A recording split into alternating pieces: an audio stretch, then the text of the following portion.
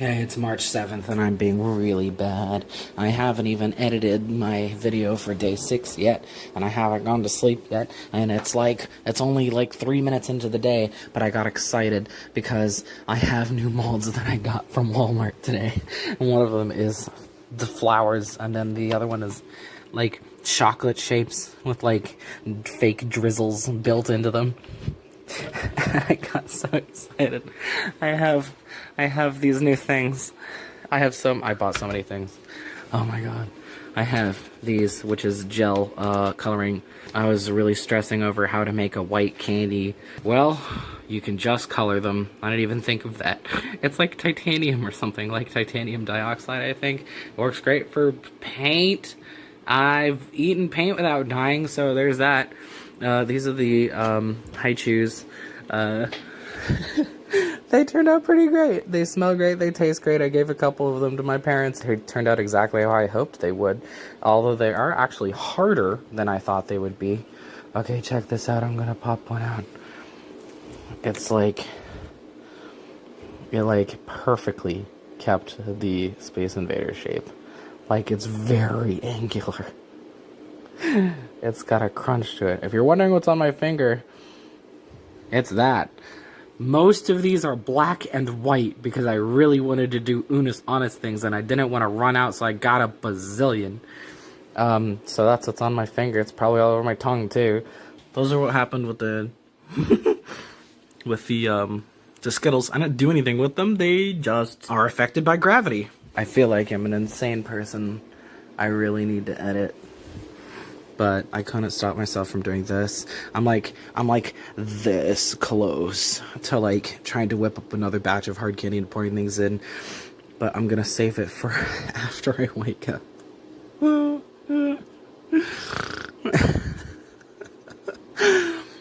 I was brainstorming all day about how to do spirals, and then I found this thing with petals in it, and I'm just like, oh shit. We're accumulating some really good stuff here. I've got a lot of ideas, I've got a lot of options, I've got a lot of things to do. I bought even more commercial candy to do stuff with. It's gonna be a blast, guys. We're gonna do some funkalicious business. Alright, I'm gonna go do what I'm supposed to be doing.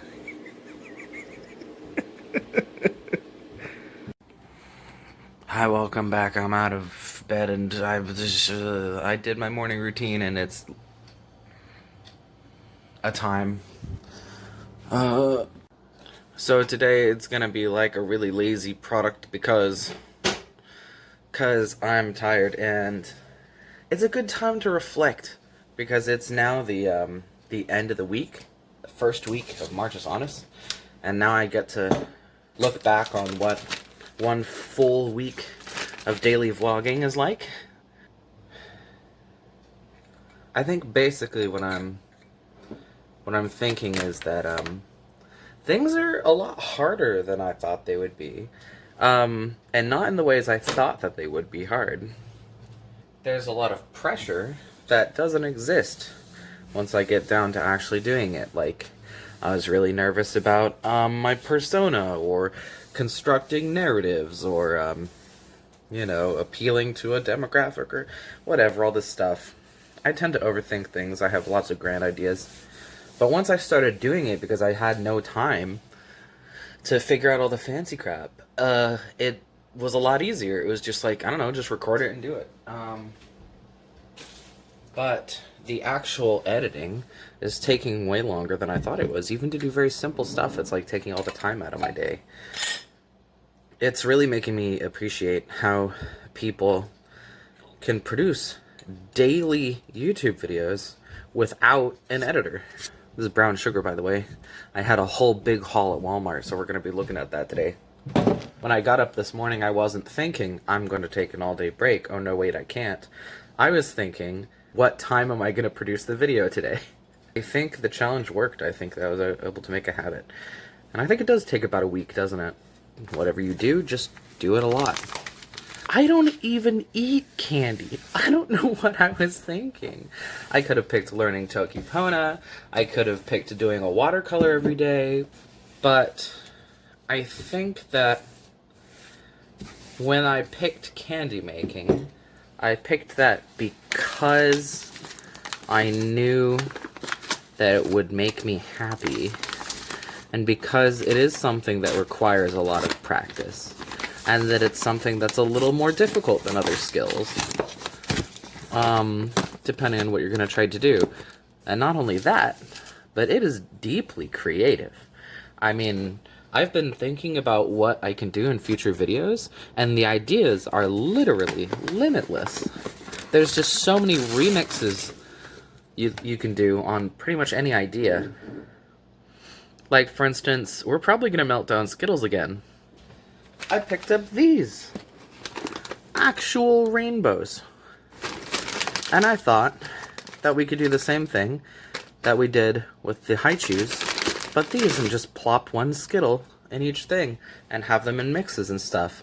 And I think that even though it's the same kind of idea, the result is going to be fascinating. There's just like infinite choices. I got these apple juices that I thought would be cool to try to like reduce them down to a syrup and then use them to pour into a mold. I thought that would be a cool experiment. This is something that I don't know whether or not anybody's done this because I didn't look it up first. I just decided to get them and try. And I'm gonna do the same thing with this. I'm gonna try to reduce Mountain Dew down to a syrup and make candy with it. You see what I'm saying? Oh yeah, and not to mention those orange candies that were melting that we made from the other Skittles. I was thinking about molding them onto sticks and then dipping the sticks into hard candy batter and then giving them a sort of like candy coating so that they won't melt. And then they would turn into basically like a little, kind of like a Tootsie Pop. I think that'd be great. There's gonna be so much sugar on my floor. That's okay, I sweep. This is like my bad idea station. I got cornstarch, which we might be able to use for candies. Some candies use cornstarch as part of the main bulk of the candy. I've got 3 more bottles of light corn syrup. They're sticky! Oh no! This is a candy roller all-purpose flour. Some grandma's molasses. And this one's also leaking? Oh no, this wasn't very tight. Why? But yeah, got some molasses. It's, what, over 100 years old? No? Yeah, it's over 100 years old. Fantastic. Not this jar, but you know. Alright. Oh, by the way, this makes brown sugar. You mix this with sugar, you get brown sugar. And also, molasses is a byproduct for making maple syrup. So this has a sort of nice, woody flavor. I was tasting the brown sugar the other day. Like, I haven't had brown sugar in such a long time. I ate it a lot as a kid, and then now as an adult, I basically haven't had it in years. So I tasted a little bit of it, and I'm like, blown away by how good it tastes. It's got this really nice, like, maple kind of woody flavor. It almost tastes like apple cider. It's really good. And also I noticed that it has the same texture as wet sand, because it basically is wet sand. If the beach was made of lollipops and the ocean was made of molasses, the wet sand would be brown sugar. That's probably the most Willy Wonka shit I've ever said in my life. Bee pollen. I've never had this in my life. I didn't know this was a product. I didn't know that people wanted to eat it. So I got it. Once you buy something, you're beholden to no one. It's yours. You can do whatever you want with it. Hello? Whoa. Whoa. It smells like something you would feed to a baby or a cat. I'm gonna try it, Peas. Probably put it on your cornflakes or something. Olive oil Pam. Because I can. Oh.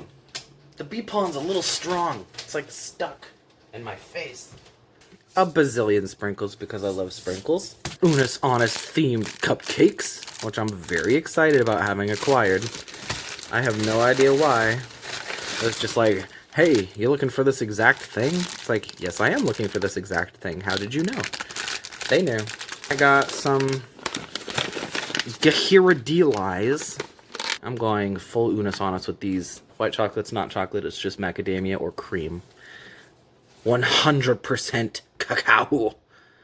I was looking at the different chocolates at the store, and I'm like, huh, 68%, that's pretty good. I wonder if I can get darker, and it's like 100.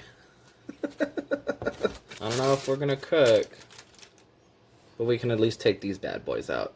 And I love them so much. They're so delicious. They deserve to at least be in some sort of container. Here it goes. Check that out. I'm gonna wrap them like little saltwater taffies. I'm afraid that I may have faked it. I wanna be caught dead in this place. I'm afraid that I may have faked it. I wouldn't be caught dead in this place. That's not so bad. That's pretty good. I put them in here, then at least they'd be on display.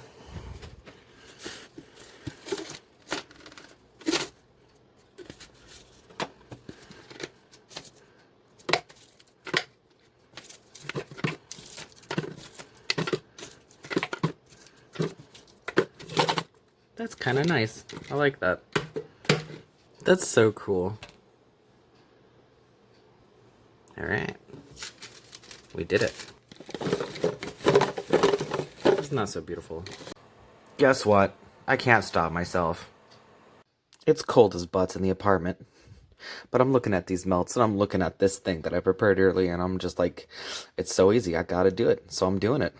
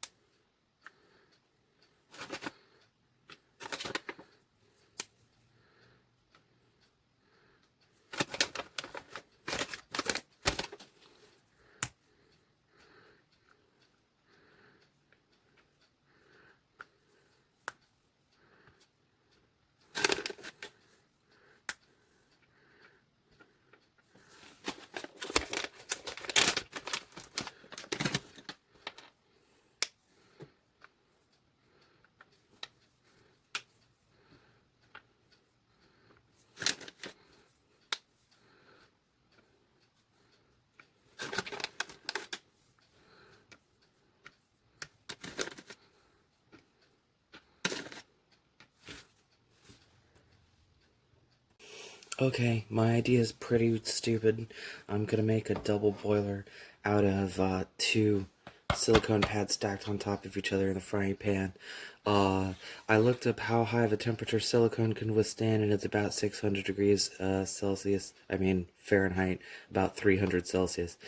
And I looked up how hot a frying pan can get, and the max temperature is around 600 Fahrenheit. So I think we're good as long as I don't crank it to maximum. I'm not really worried about these burning, but I do want to be careful, so I'm smart and not stupid. But yeah, I'm gonna put this on top of here, which is gonna be filled with water, which is gonna be on top of there. That way I can visually monitor the chocolates so they don't burn or overmelt or whatever.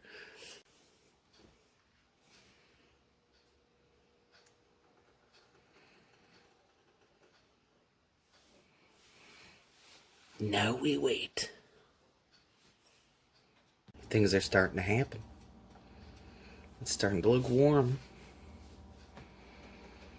These 4 I'm going to try not to mess with. The other ones I'm okay with stirring if they look like they need it. I'm actually really surprised how well this is working. I wasn't expecting such a simple solution. If any of you seasoned bakers out there are watching this and laughing, are you still laughing? A frying pan And two molds stacked on top of each other. Leave a like if you've ever tried that. And if you've never tried this, then leave a like.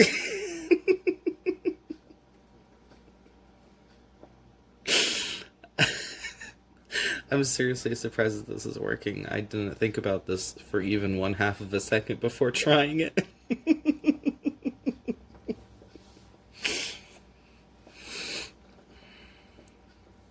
We probably don't need it all the way up to boiling, so I'm going to turn the temp down a little bit so the water doesn't, like, splash into the chocolates. Also, I wasn't sure how much water to put in, so I kind of went high.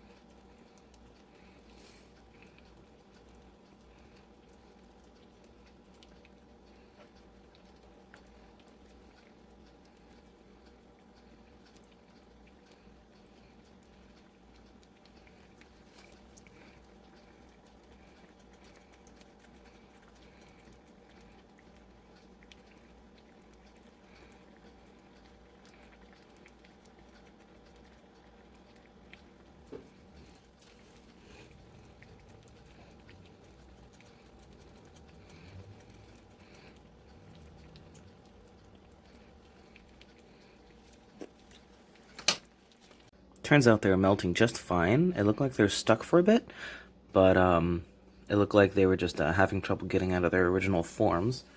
It did warn about that on the packaging, that doing that in the microwave might cause that problem. I didn't realize it would also be a problem here, but poking it a little bit worked wonders, and now they can set. And we can check on them tomorrow. Thanks for watching. Unus annus memento mori.